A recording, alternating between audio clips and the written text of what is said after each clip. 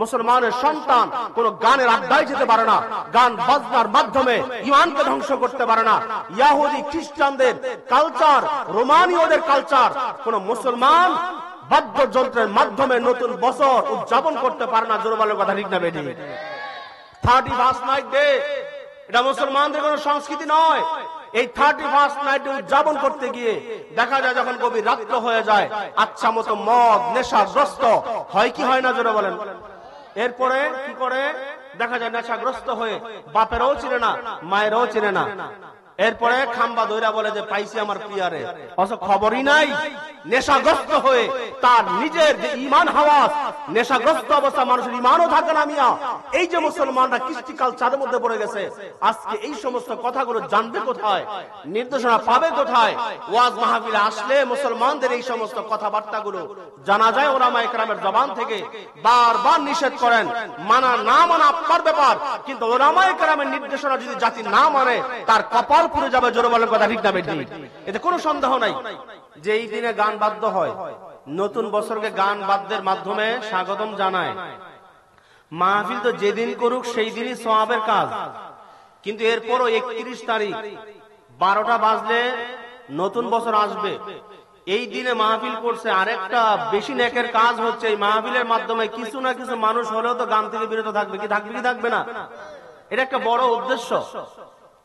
আর গান কেন করবেন?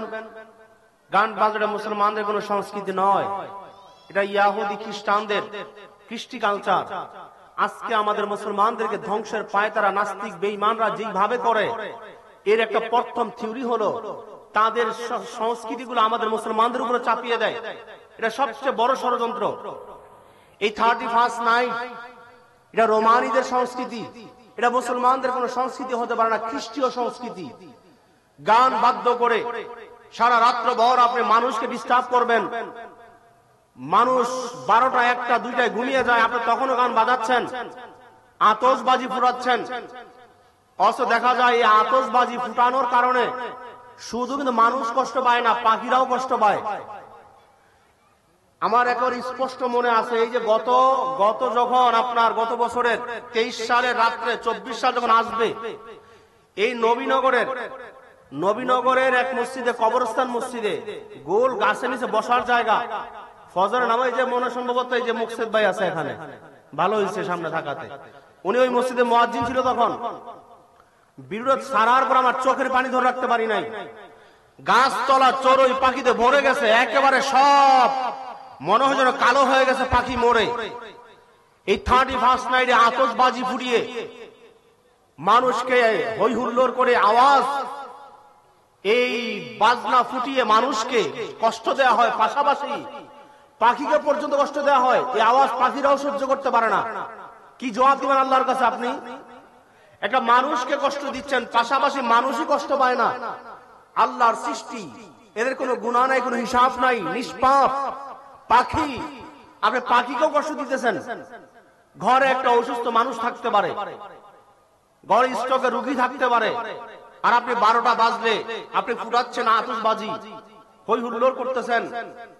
এগুলো ইসলাম সমর্থন করে না। এগুলো কি করে না? ইসলাম সমর্থন।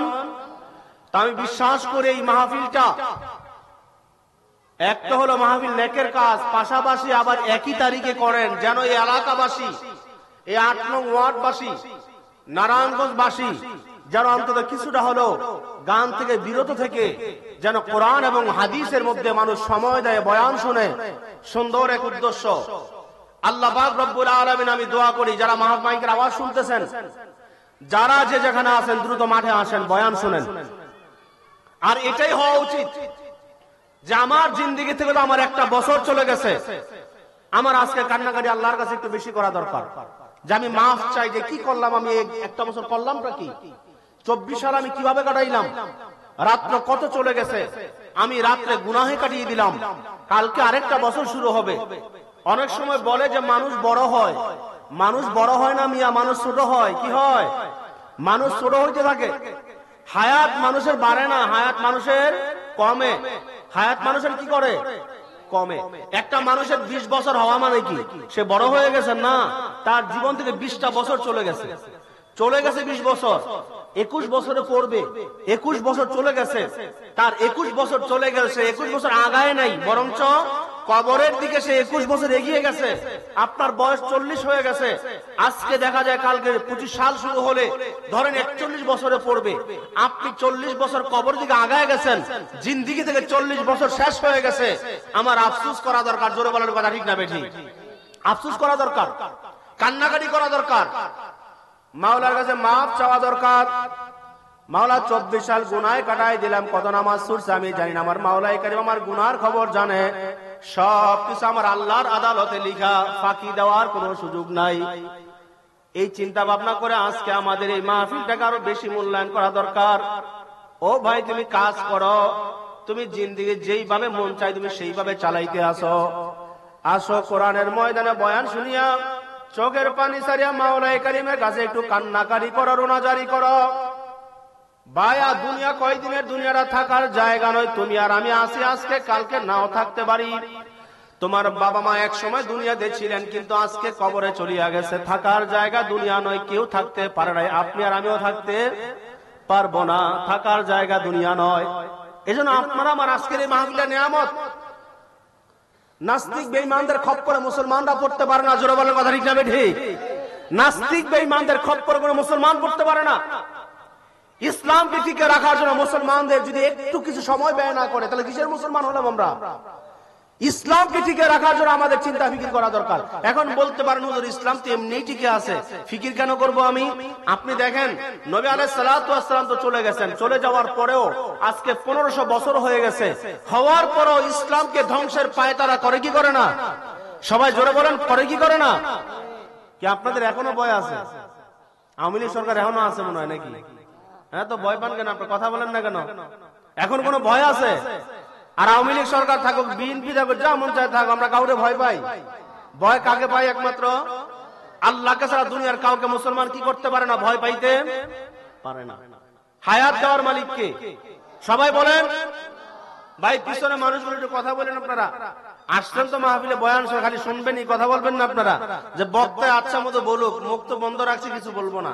আসছেন, বক্তা বয়ান করবেন, আর আপনারা আলহামদুলিল্লাহ, নারায়ে তাকবীর, সুবহানাল্লাহ, লা ইলাহা ইল্লাল্লাহ, তাসবিহ তাহলিল করলে লাভ না ক্ষতি? সবাই বলেন। তাহলে আমরা আওয়াজ করতে রাজি আছি তো ইনশাআল্লাহ? মুসলমানদের কি নাই কোনো ভয়? কাকে ভয় পাই আমরা? একমাত্র আল্লাহকে ছাড়া। আল্লাহকে ছাড়া কাউকে আমরা ভয় পাই না। ভয় পেয়ে লাভটা কি আমাকে বলেন? ভয় পেয়ে কোন লাভ আছে? আপনার হায়াত যতদিন আছে সব শুনে বিশ্বাস করবেন, হায়াত যতদিন আছে কোন রোগ বালাই আমাকে, হায়াত যতদিন আছে রোগ বালাই আসবে যাবে, আসবে যাবে, কিন্তু মৃত্যুবরণ হবে না। হায়াত যতদিন আছে ততদিন আমি বাঁচবই বাঁচবো। আমার হায়াত যতদিন আছে কেউ আমাকে মারতেও পারবে না, জোরে বলে কথা ঠিক না বেঠিক? আমাকে মারার প্ল্যান করে, আমাকে মারার প্ল্যান করে, কিন্তু মারার ক্ষমতা কে? জোরে বলেন। হায়াত যতদিন আছে কেউ মারতে পারবে না আমাকে। এজন্য আমরা দুনিয়ার কাউকে আমরা ভয় পাই না। ভয় কাকে পাই? জোরে বলেন, আরো জোরে বলেন, কাকে? আল্লাহর ভয় নিয়ে চলেন সব সময়। আর ইসলামকে টিকে রাখার জন্য মুসলমান যদি কিছু সময় ব্যয় করে, এর জন্য যে আল্লাহ পাক রব্বুল আলামিন মুসলমানদের ঈমানকে কত বৃদ্ধি করেন, ইসলামের পাওয়ার বাড়িয়ে দেন। নারায়ে তাকবীর, আল্লাহু আকবারের স্লোগানটা এমন এক বড় পুঁজি। এই যে দেখেন না, বারাক ওবামা, ডব্লিউ বুশ আমেরিকার, তারা বলতে বাধ্য হয় যে নারায়ে তাকবীরের স্লোগানটা, আল্লাহু আকবার স্লোগানটাই জানি কেমন, শুনলে আমাদের একটা ভয় লাগে। জোরে বলেন না আল্লাহু আকবার। শুনলেই কি লাগে? ভয় লাগে। অতএব মুসলমানদের কি নাই? কোনো ভয় নাই। শাহজালাল ইয়ামানী রহমাতুল্লাহ আলাইহি, তিনি গৌর গোবিন্দকে কি মানে নিজে হাত ধরে মারছে, তার একেবারে তার চূর্ণ বিচূর্ণ করে ফেলছে তার মসনদ না, শুধু আল্লাহু আকবার স্লোগান দিয়েছে। আল্লাহু আকবারের স্লোগানের কারণে গৌর গোবিন্দের মসনদ ভেঙে চূর্ণ বিচূর্ণ হয়ে গেছে। জোরে বলেন আল্লাহু আকবার, আরো জোরে বলেন আল্লাহু আকবার। এজন্য আমাদের কি নাই? কোনো ভয় নাই। মুসলমানদের পুঁজি একটা আছে, আল্লাহু আকবার। মুসলমানদের পুঁজি একটা আছে, আল্লাহু আকবার। যে কথা বলতেছিলাম যে ইসলামকে টিকে রাখার জন্য কিছুটা সময় ব্যয় করা দরকার। এই যে মাহফিলে আসলেন, বক্তারা কি খালি কবরে বয়ানই করবে? আর কোনো বয়ান করবেন না? ওলামায়ে কেরাম জাতির জন্য যা বলা দরকার তা বলবে, আমার বাধা দেওয়ার কোনো ক্ষমতা নাই। জোরে বলো কথা ঠিক না বেঠিক? যা বলা দরকার তাই বলবে, এটাই ওলামায়ে কেরামের দায়িত্ব। ওলামায়ে কেরামরা আসছেন, নবীওয়ালা যে কাজগুলো ছিল, নবী চলে গেছেন। ইন্নাল উলামা ওয়ারাসাতুল আম্বিয়া, উলামায়ে কেরাম নবীদের ওয়ারিস, নবী চলে গেছেন, সেই দাওয়াতি কাজ করতেছেন উলামায়ে কেরাম। এজন্য উলামায়ে কেরামের কথা মানা দরকার, আছে কি আছে না? সবাই বলেন মানা দরকার। এখন বলতে পারেন যে উলামায়ে কেরামকে মানলে কি হবে, না মানলেই বা কি হবে? না, নবী আলাইহিস সালাতু ওয়াস সালাম বলেন, আনা খাতামুন নাবিয়্যিল্লা নাবিয়্যা বাদি, আমি পর্যন্ত নবী ছিল, সব দরজা বন্ধ হয়ে গেছে। এখন সেই নবীওয়ালা কাজ করেন উলামায়ে কেরাম। উলামায়ে কেরামদের সাথে যদি উঠা বসা করো, কথা শোনো, তুমি নবীওয়ালা সম্পর্ক পেয়ে যাবে। জোরে বলেন সুবহানাল্লাহ। এজন্য উলামায়ে কেরামের কথা মানতে রাজি আছেন তো ইনশাআল্লাহ? উলামায়ে কেরাম এই জাতির জন্য যা বলা দরকার তা বলে, যা নিষেধ করা দরকার তা নিষেধ করে। এজন্য আমরা আজকে মাহফিল থেকে বলবো, এলাকার যুব সমাজ, এলাকার ভাইয়েরা, একটা মুসলমান, এজন্য আমার বাবারা, আমার যুবক বাবারা, মুরব্বী বাবারা, আপনাদের হাতে নয় পায়ে ধরিয়া শোনায় গেলাম, মানো আর না মানো তোমার ব্যাপার। উলামায়ে কেরাম তোমাদেরকে যা বলা দরকার বলবেন, যা বলা দরকার না তোমাদেরকে বলবেন না। ফারিকুম ফিল জান্নাতি ওয়া ফারিকুম ফিস সাঈর, রাস্তা দুইটা হয় জান্নাত নয়তো জাহান্নাম।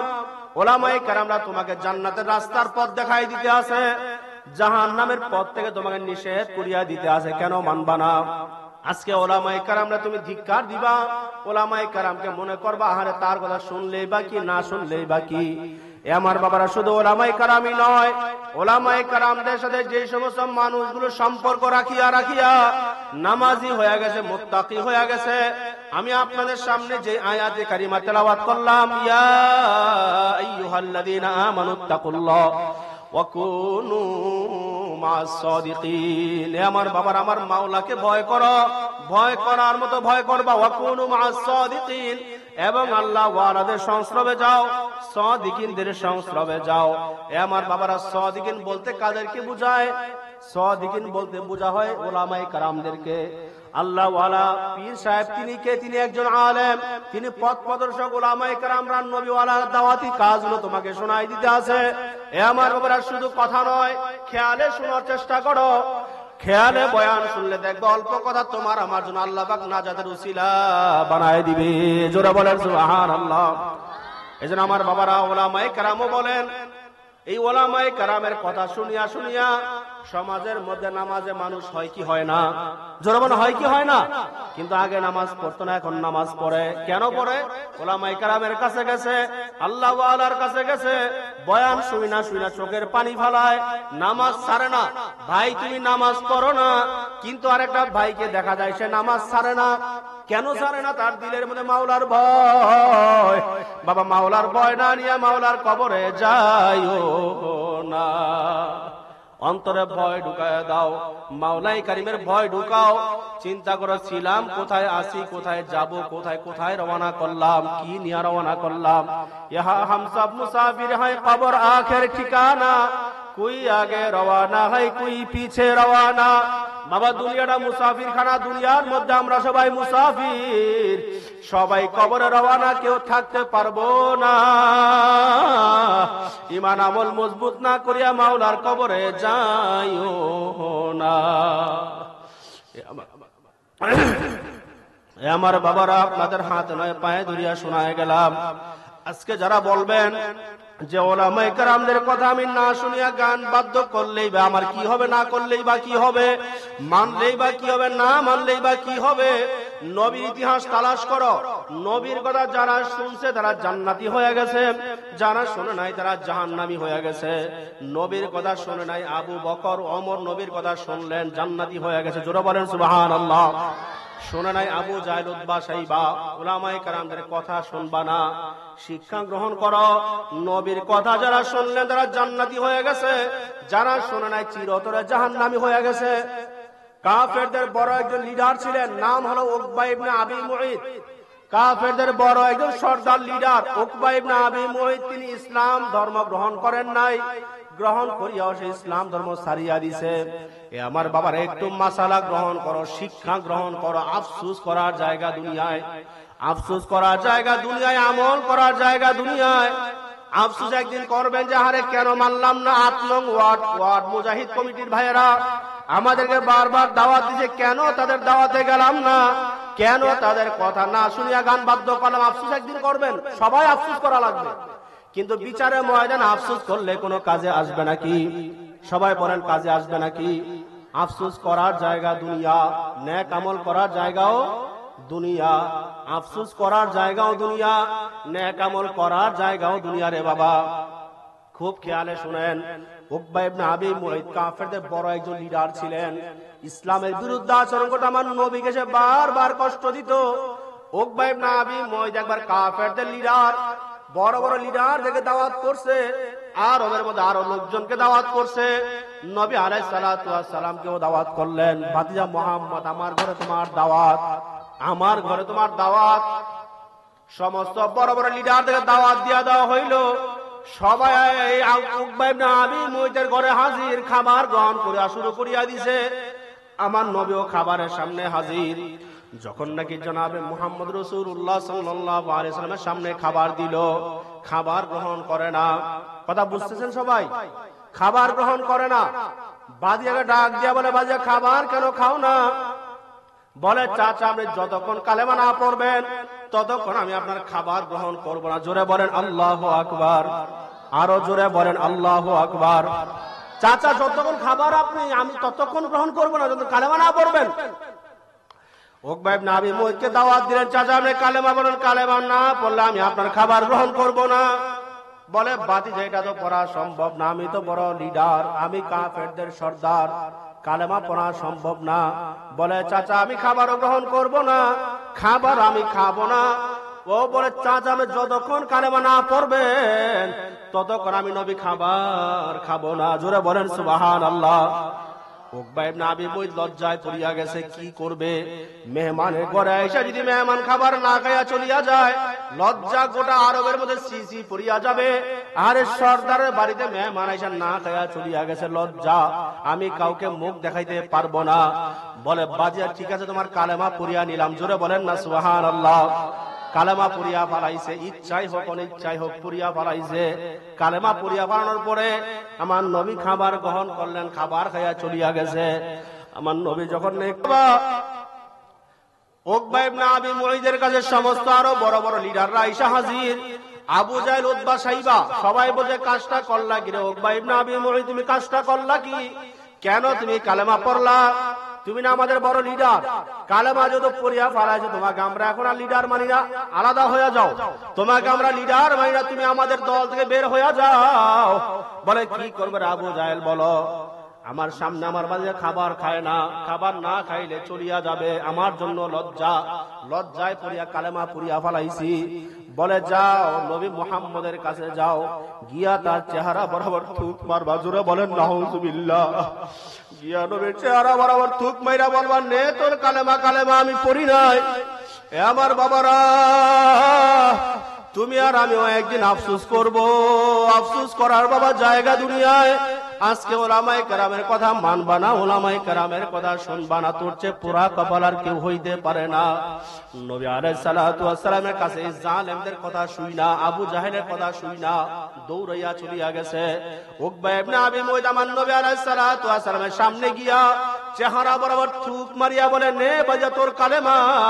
আমি কালেমা পড়ি নাই, নাও তোমার কালেমা। এই জালেমের ব্যাপারে, উকবা ইবনে আবি মুঈতের ব্যাপারে আল্লাহ পাক কালামুল্লাহর মধ্যে নিজেই ফরমান, ইয়াউমা ইয়াদুজ জালিমুনা আলা ইয়াদাইহি, ইয়াউমা ইয়াদুজ জালিমুনা আলা ইয়াদাইহি। ওই কিয়ামতের ময়দানে উকবা ইবনে আবি মুঈত নিজের হাত নিজে কামড়াবে আর আফসোস করবে, আর ডাক দিয়া বলবে, আর আফসোস, কেন মুহাম্মদের কালেমা পড়লাম না?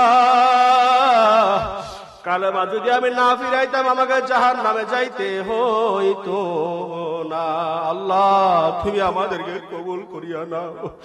এ আমার বাবারা, তোমাকে আমাকেও সেম তদ্রুপ ভাবে ওলামায়ে কেরামরা দাওয়াত দিয়া যাইতে আছে। আসো ওলামায়ে কেরামদের বয়ানে শোনো। এই যে মুজাহিদ ভাইরা তোমাদেরকে বারবার আহ্বান করেন, কেন দাওয়াত দিলেন? তারা চিন্তা করে তুমি জাহান্নামে চলিয়া যাবে, এটা সহ্য করা যায় না। আমার নবী আলাইহিস সালাতু ওয়াস সালাম উম্মতের মায়ায় দাওয়াত দিয়া গেলেন, 63 বছর হওয়ার পরে চলিয়া গেলেন, শুধু কান্নার কান্না উম্মতের জন্য। উম্মতের মায়ায় কান্নাকারি করলেন রে বাবা। এজন্য মাঝে মাঝে নিজের বিবেককে নিজে প্রশ্ন করবা, আরে আমার পাশের ভাই নামাজ পড়ে কিন্তু আমি কেন পড়ি না? পাশের ভাইরে টাকা দিয়া তাকে ঘুষ দিয়াও দেখা যায় গুনাহের কাজে নেওয়া যায় না, কিন্তু আমি অটোমেটিকলি যা মন চায় তা করি। বাবা নিজের ইমানকে নিজে প্রশ্ন করো, ইমান আমল মজবুত করো, আমার মাওলার ভয় অন্তরে ঢুকাও, মাওলার ভয় অন্তরের মধ্যে না নিয়ে কবরে যাওয়ার চেষ্টা করিও না। উকবা ইবনে আবি মুইত আমার নবীর জালেম, এই যে জালেম আমার নবীর চেহারা বরাবর থুক মাইরা কালেমা ফিরায় দেওয়ার কারণে আফসোস করবে। একটু সবাই আওয়াজ করে বলেন তো ওই আফসোস কোনো কাজে আসবে নাকি? সবাই বলেন কোনো কাজে আসবে নাকি? কোনো কাজে আসবে না। এজন্য আমার যুবক বাবার এলাকার বাসী ভাইরা আপনাদের হাতে নয় পায়ে ধরিয়া শোনায় গেলাম, আমার শোনার পরে খুবই ভালো লাগছে। এই দিনে মাহফিল করা হয় যেন তোমরা গান বাদ্য না করো, যেন গুনাহের কাজের মধ্যে না যাও, কারণ একজন ভাই জাহান্নামে চলিয়া যাবে আমরা সহ্য করতে পারি না, একজন আলেম বাবারে সহ্য করতে পারে না। আমি প্রতিটা বয়ানে সব সময় বলার চেষ্টা করি, ওলামায়ে কেরামরা এই জাতির সবচাইতে ভালো বন্ধু, ওলামায়ে কেরামের চেয়ে ভালো বন্ধু আর কেউ হইতে পারে না। জোরে বলেন কথা ঠিক না বেঠি? ওলামায়ে কেরাম তোমার সবচেয়ে ভালো বন্ধু। তাহলে কি এমন ঠেকা পড়ছে? ইমাম সাহেব বারবার তোমাকে নামাজের দাওয়াত দেয়ার, কি এমন ঠেকা পড়ছে? ওলামায়ে কেরাম বারবার তোমাকে বলার। মনে করো ওলামায়ে কেরাম বাদ দিলাম, একটা মানুষ তোমার সমাজের দিকে তাকায় দেখো, যেই ভাইটা নামাজ পড়ে রোজা রাখে মাওলাই কারিমের ভয় নিয়ে চলে, সে তোমাকে নামাজের দাওয়াত দেয়। বারবার কেন দাওয়াত দেয় রে বাবা? চিন্তা করে, হারে আমি তো নামাজি, আমার পাশের ভাইটা নামাজ পড়ে না, আমি রোজা রাখি, আমার পাশের ভাইটা রোজা রাখে না, আমার ভাই আমরা একসাথে চলাফেরা করি, আমার ভাই আজকে এইভাবে চলাফেরা করার কারণে যদি জাহান্নামের আগুনে চলিয়া যায়, আমরা তো কেউ সহ্য করতে পারবো না। এজন্য আমার বাবার আফসোস করার জায়গা দুনিয়ায় উলামায়ে কেরামদের বয়ান শোনো, আল্লাহ ওয়ালাদের কথা শোনো, যেইভাবে নবী আলাইহিস সালাতু ওয়াস সালামের কথাগুলো শোনাই দিতে আছে মানার চেষ্টা করো। এ আমার বাবার আর একটা আয়াতে কারিমা তেলাওয়াত আপনাদের সামনে আমি তেলাওয়াত করছি রে বাবা। ওই আয়াতের মধ্যে আল্লাহ পাক কি ফরমান, ইয়া আইয়ুহাল্লাযীনা আমানু দুখুলু ফিস সিলমি কাফা। আল্লাহ পাক ডাক দিয়া বলে, ঈমানদাররা তোমরা ইসলামে পরিপূর্ণ দাখিল হও, ইসলামে পরিপূর্ণ প্রবেশ করো। এখন বলতে পারেন হুজুর আমি তো মুসলমান, আমি তো অটোমেটিক ইসলামে ঢুকে গেছি, তারপর আল্লাহ পাক কেন বললেন একটু বলেন তো? কারণ আছে কি আছে না? জোরে বলেন, কারণ আছে কি আছে না? আল্লাহ পাক জানেন তোমরা পরিপূর্ণ ইসলামে দাখিল হও নাই। 2 ওয়াক্ত নামাজ পড়ে আবার দেখা যায় এমন মুসল্লি পাওয়া যায় 5 ওয়াক্ত নামাজ পড়ে কিন্তু আবার সুদও খায়, এমন মুসল্লি আছে কি আছে না? দেখা যায় মুসল্লি ভালো নামাজি কিন্তু হাজি সাহেব অন্যের জমি আত্মসাৎ করে, এমন হাজি সাহেব আছে কি আছে না? দেখা যায় বড় টাকাওয়ালা বড় ভালো মানুষ কিন্তু দেখা যায় জুলুম করে অন্যায় ভাবে আঘাত করে, এমন মানুষ আছে কি আছে না? দেখা যায় এমন মানুষ পাওয়া যায়, দেখা যায় 5 ওয়াক্ত নামাজ পড়ে না, দেখা যায় 2 ওয়াক্ত পরে 3 ওয়াক্ত সারিয়া দেয়, এমন মুসল্লি আছে কি আছে না? আমার বাবারা 2 ওয়াক্ত পরে 3 ওয়াক্ত সারিয়া দেয়, ইসলামে দাখিল হইতে পারে নাই। 5 ওয়াক্ত নামাজি ভালো আল্লাহওয়ালা হাজী সাহেব কিন্তু জুলুম করে আত্মসাৎ করে মানুষের টাকা মারিয়া খায়, ইসলামে দাখিল হইতে পারে নাই। দেখা যায় আজকে যারা 31 নাইট ডে পালন করবে, কেন পালন করতেছে? অথচ তার চিন্তা করার দরকার ছিল, আর আমি তো মুসলমান, মুসলমান হয়ে কিভাবে হিন্দু ওয়ালি সংস্কৃতি খ্রিস্টানদের সংস্কৃতি কিভাবে পালন করি? যারা পালন করে যদিও মুসলমান, ইসলামে দাখিল হইতে পারে নাই। জোরে বলেন কথা ঠিক না বেঠিক? এর জন্য আল্লাহ পাক বলেছেন এই কথা, যে ইসলামে দাখিল হও। ইসলামে দাখিল হওয়ার জন্য পরিপূর্ণ সব মানা চাই, একটা সারবা একটা মানবেন, নাম ইসলাম নয় রে বাবা। ইসলাম পরিপূর্ণ না মানিয়া মাওলার কবরে যাইও না। আমার যুবক বাবারা, মুরব্বী বাবারা, পর্দারে মা বোনেরা, কয়দিন থাকবেন দুনিয়ায়? বাঁচার হায়াত কয়দিন আছে আমরা তো জানি না, মৃত্যু কখন চলে আসে আমরা কেউ বলতে পারি না রে বাবা। আল্লাহ পাক রব্বুল আলামিন এক আয়াতের মধ্যে ফরমান, ইয়া আইয়ুহাল্লাযীনা আমানুত্তাকুল্লাহ হাক্কা তুকাতিহি ওয়া লা তামুতুন্না ইল্লা ওয়া আনতুম মুসলিমুন। বাবা ঈমানদার মুসলমান না হইয়া মরিও না। আরেক আয়াতের মধ্যে আমার মাওলা কারীম কি ফরমান রে বাবা, মিনহা খলাকনাকুম ওয়া ফিহা নুঈদুকুম ওয়া মিনহা নুখরিজুকুম তারাতান উখরা। এ আমার বাবার এই দোয়াটার সামনে আমরা অনেকেই সবাই পরিচিত আছি, মিনহা খলাকনাকুম ওয়া ফিহা নুঈদুকুম ওয়া মিনহা নুখরিজুকুম তারাতান উখরা। এই দোয়াটা আমরা পারি কি পারি না? অনেকেই পারি। কারণটা কি রে বাবা? যে নামাজ পড়ে না সে তো তার বাবাকে কবরে রাখি আসছে, এই দোয়া পয়রা পয়রা কবরে মাটি দিতে হয়েছে। কিন্তু একজন মুমিন চিন্তা ভাবনা করেন এই আয়াতের মধ্যে আল্লাহ পাক কি বললেন? একদিনও চিন্তা ভাবনা করে না আল্লাহ পাক কেন এই কথা বললেন, কি পয়রা মাটি দিলাম। কোন মুসলমান একদিনও গবেষণা করে না, ইসলাম নিয়ে ভাবে না। আল্লাহ পাক এই আয়াতের মধ্যে কি ফরমান একটু বাংলা অর্থ খুইলাও দেখেন, আজরা বলেন কথা ঠিক না বেঠি? আল্লাহ পাক কি ফরমাইলেন জানোনি? মিনহা খলাকনাকুম ওয়া ফিহা নুঈদুকুম। এ আমার বাবার আল্লাহ পাক রব্বুল আলামিন এই আয়াতের মধ্যে ফরমান, এ বান্দা বান্দি আমি তোকে মাটির থেকে বানাইলাম, ওয়া ফিহা নুঈদুকুম, এবং মাটির মধ্যে যাইতে হবে, ওয়া মিনহা নুখরিজুকুম তারাতান উখরা। আল্লাহ পাক রব্বুল আলামিন আবার পুনরায় আমাদেরকে উঠাবেন। বাঁচার কোনো সুযোগ নাই রে বাবা, ফাঁকি দেওয়ার কোনো সুযোগ নাই। হিন্দুরা মনে করে আগুন জ্বালাই দিলেই শেষ, না শেষ নয়। আল্লাহ পাক রব্বুল আলামিন আবারও পুনরায় ওয়া মিনহা নুখরিজুকুম তারাতান উখরা। বাবার মাওলার দরবার ফাঁকি দেওয়ার দরবার নয়, কেউ আমরা ফাঁকি দিয়া বাঁচতে পারবো না। আমার বাবারা লম্বা চূড়া বয়ান, আর অনেক বক্তারা আসবেন, ধাপে ধাপে বয়ান করবেন। আমি যেই কথাগুলো বলি রে বাবা, দিলটা নরম বানায় মাওলার কাছে একটু কান্নাকাটি করো, রুনাজারি করো, চোখের পানি ফালাও, গুনার কথা স্মরণ করো, চিন্তা ভাবনা করবা। আর আজকে রাত্রর পরেই তো 25 সাল শুরু হয়ে যাবে। কি নিয়ে রওনা করলাম, কি নিয়ে যাব? গুনায় কত সময় কাটাই দিলাম, কত রাত্র কাটাই দিলাম, কোথায় রওনা? আমাকে আল্লাহ পাক পুনরায় উঠাবেন, বাঁচার তো কোনো সুযোগ নাই। এই আয়াতের উপরে সংক্ষেপ ঘটনা শোনাই দেই, সংক্ষেপ আলোচনা শোনাই দেই রে বাবা। এই যে গোটা দুনিয়ার মধ্যে কত মানুষ আসছে আমরা জানি না, কিন্তু আল্লাহ পাক জানেন।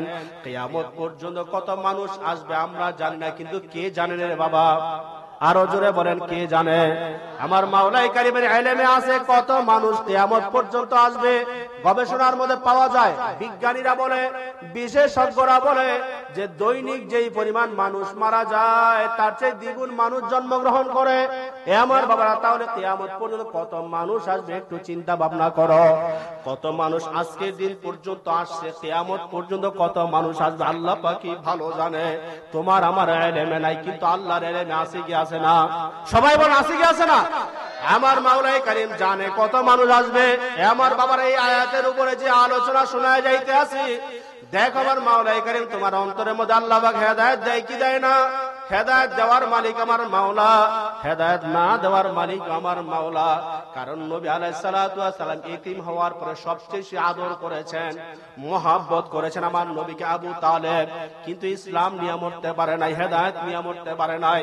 আবু তালেব মারা যাবে অবস্থা রে বাবা, মনে হয় যেন একটু পরে মারা যাবে, হায়াত শেষ হয়ে যাবে।